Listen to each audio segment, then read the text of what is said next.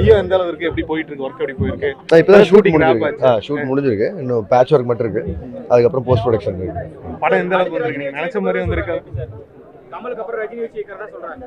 அது update production சைட்லேருந்து வரும்னு நினைக்கிறேன். ஆனா உறுதி இல்லை, அதான் ப்ரொடக்ஷன் சைட்லேருந்து நான் சொல்ல முடியாதுல்ல எதையும். ஆனா சோஷியல் வெல்ஃபேர் ஆக்டிவிட்டீஸ் பெரிய அளவில் க்ளோஸாக ட்ராவல் பண்ணிட்டு இருக்கீங்க, உங்களோட ஒப்பீனியன் அந்த? இல்லை, அதான் நேற்று கூட கார்த்தி சார் சொல்லிட்டு இந்த மாதிரி இங்கே நிறைய தேவைகள் இருக்கு, ஸோ எல்லாரும் வரணும், எல்லாரும் பண்ணணும், அது நல்லது தானே. இரும்பு கை மாயாவி வந்து ரஜினியோட படமா இருக்குமா, எதிர்பார்க்கலாமா? இல்ல அது வேற ப்ராஜெக்டா? இல்லை, இப்போதைக்கு இரும்பு கை மாயாவி பண்ணவே முடியாது, it will take some years, அது இன்னும் கொஞ்சம் நாள் கழிச்சு, அதான் என்னோட ட்ரீம் ப்ராஜெக்ட் நினைச்சிட்டு இருக்கேன். ஸோ அது கொஞ்சம் நாள் கழிச்சு. அதுக்கு 10 படம் தான் பண்ணுங்கிற மாதிரி ஒரு அண்மையில் ஒரு இது சொல்லுங்க, அது உண்மைதானா?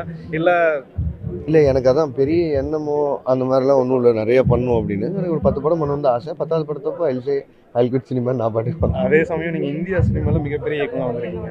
நீங்கள் ஆசைப்பட்ட மாதிரியோ இல்லை உங்கள் எண்ணங்கள் மாதிரி கோவையில் வந்து படம் தயாரிற்கான ஒரு முயற்சி நீங்கள் எடுக்க வாய்ப்பு இருக்கா? இல்லை, அதான் அந்த காலேஜில் நாங்கள் மேலே சொன்னேன். ஏன்னா கொஞ்ச நாள் முன்னாடி என் ஃப்ரெண்டோட கம்பெனி எனக்கு வந்து ஆட் பண்ணணும்னு யோசிக்கும் போது இங்கே யூனிட் கூட கிடைக்கிறது கஷ்டமாக இருக்குது.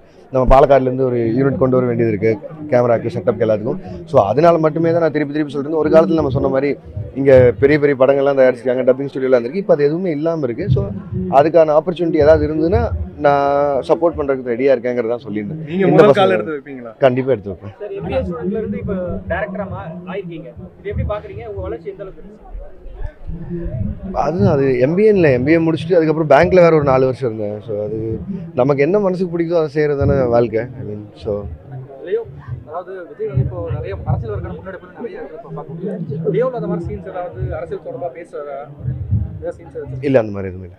ஆனால் நீங்கள் வந்து 2 படம் வந்து விஜய் வச்சு இயக்கியிருக்கீங்க. ஒரு இயக்குனராக அவரை நீங்கள் இயக்கியிருக்கீங்க. அவர் வந்து பொலிட்டிக்கலுக்கு அடாப்ட் ஆவார் அப்படின்னு நீங்கள் நினைக்கிறீங்களா? இல்லை ஏதாச்சும் உங்களுக்கு தோண்டியிருக்கா? ஒரு தனிப்பட்ட மனிதரை நீங்கள் எப்படி நினைக்கிறீங்க? ஒரு தமிழ்நாட்டு அரசியலுக்கு அவர் வந்து சரியா இருப்பாரு? இல்ல, அதுதான் என்னன்னா, அது அரசியல் பத்தி நிறைய தெரிஞ்சவங்க அதை பத்தி பேசலாம். இல்ல, அவ்வளவு சாமானிய மக்கள் நீங்க நினைக்கிறீங்க? அதை சொல்லிடுறேனே. அதுல நான் வந்து இந்த ஒரு பழமொழி இருக்குல்ல, இந்த ஹாஃப் நாலேஜ் இஸ் ஆல்வேஸ் டேஞ்சரஸ்பாங்கல்ல, அந்த மாதிரி. அதனால நம்ம தெரியாதுன்னு சொல்றது உத்தமம். எனக்கு அதெல்லாம் தெரியாது. அவர் வந்து ஆஸ் அன் இண்டிவிஜுவலா அவர் என்ன எப்படி சொல்றது, நான் அவரை அண்ணன் கூப்பிட்றேன் அப்படின்னா அவ்வளோ நல்ல மனுஷன், அவ்வளோ நல்லா செஞ்சுட்டு இருக்காரு. சொல்லாமல் கொள்ளாமல் நிறைய நமக்கு தெரியாத நல்லதெல்லாம் கூட நிறைய செஞ்சிருக்காரு. அந்த வகையில் எனக்கு அவர் பயங்கரமாக பிடிக்கும். பர்சனலி யார் கூட ஒர்க் பண்ணது ரொம்ப ஈஸியாக இருந்துச்சு? கமல் கூடயா, விஜய் கூடயா? ஸ்ரீ கூட. மூணாவது படம், மூணாவது டைம் இணைய வாய்ப்பு இருக்கு விஜய் கூட? கண்டிப்பா, கண்ணு காமிச்சா போதும். பொலிட்டிக்கல் சார்ந்த படங்கள் எடுக்கும்போது சமூக நீதி சார்ந்த, அதுக்கு எந்த கேள்விக்கு முன்னாடி பதில் சொல்லிட்டேன்னு நினைக்கிறேன். அந்த மாதிரி படங்கள் எடுக்கிறவங்க மேல விமர்சனங்களாகவும் படங்கள் வந்ததுக்கப்புறம் அது அந்த மாதிரி ஜானர்ஸ் தொடாததுக்கான காரணங்கள் ஏதாவது? போதிய அறிவு இல்லாததால. நீங்க சொன்ன மாதிரி 150 ரூபா வந்து ஒருத்தர் படம் பார்க்க வராருன்னா அந்த பணம் வந்து ரொம்ப முக்கியமானது.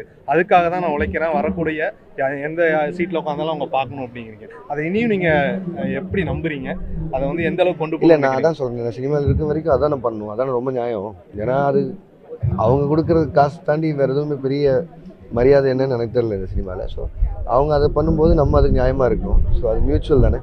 அந்த எக்ஸைட்மெண்ட் குறையும் போது நம்ம சினிமா பண்ணக்கூடாது, அதுவும் அதே மாதிரி தான். அதனால தான் நான் 10 படம்னு சொல்கிறது வந்து, நான் இன்னும் பெரிய ஆர்ட் சினிமா எடுத்து அந்த மாதிரிலாம் ஒரு கமர்ஷியல் சினிமா இருக்கிற ஒரு ஆள் தான். ஸோ நான் இல்லாத இடத்துல இன்னொருத்தர் ரீப்ளேஸ் பண்ண போகிறாங்க. பட் 10 படங்கிறது என்னோட ஐடியா. அது எல்சியூ எல்லாமே சேர்த்து 10th film I think I declare I quit cinema. அது படம் முடிச்சுட்டு. ஆனால் லியோ 1000 கோடி தொடுமா சார்? ஏன்னா எல்லாம் இந்திய அளவில் பேசக்கூடியது அதுதான். இது வந்து 1000 கோடி வரைக்கும் பிசினஸ் பண்ணக்கூடியது, டேபிள் ப்ராஃபிட் அந்த அளவுக்கு சொல்றாங்க. நீங்க அதுல ஒரு பங்கா இருக்கீங்க. நான் திருப்பி சொல்றேன், எதிர்பார்க்குறீங்க. ஏன்னா மார்க்கெட் வந்து எனக்கு அந்த 1000 கோடி விட இந்த 150 ரூபா ரொம்ப முக்கியம். ஸோ அதனால அதுக்கு நியாயமா இருக்கேன். 1000 கோடிலாம் தெரியாது எனக்கு. ஸ்டேஜ்ல பேசும்போது கைதி 2 சொல்லிட்டீங்க. கைதி 2 ஆமா, நான் அடுத்து ஒரு படம் பண்றேன், அதோட அனௌன்ஸ்மெண்ட் கொஞ்சம் லேட்டர் ஆகும். அதுக்கப்புறம் இமிடியேட்டா கைதி 2 தான். இல்ல, கைதி 2 மாதிரி படம் லியோன்னு சொல்லிக்கிறீங்க. அப்ப எல்சிக்கு கன்ஃபார்ம் ஆயிடுச்சு அந்த படம்? இல்ல, இன்னும் 3 மாசத்துல நீங்களே தெரிஞ்சுப்பீங்க. அது வரையும் நான் எதுவுமே சொல்ல வேணான்னு இருக்கேன். இப்போ ரஜினி கன்ஃபார்ம் ஆயிடுச்சு அப்படிங்கிற மாதிரி தகவல் வருது. எல்லாரோடையும் வேலை செய்யணும்ல, அஜித் சார் எல்லாரோடையும் வேலை செய்யணும்ல. லாஸ்ட் டைம் கோயம்புத்தூர் ஈவெண்ட்ல போது சினிமா துறைக்கு சில வருமான வரி சம்பந்தமா வந்து விளக்குகள் சார் ஏதாச்சும் ஃபார்வர்ட் ஸ்டெப் எடுத்து?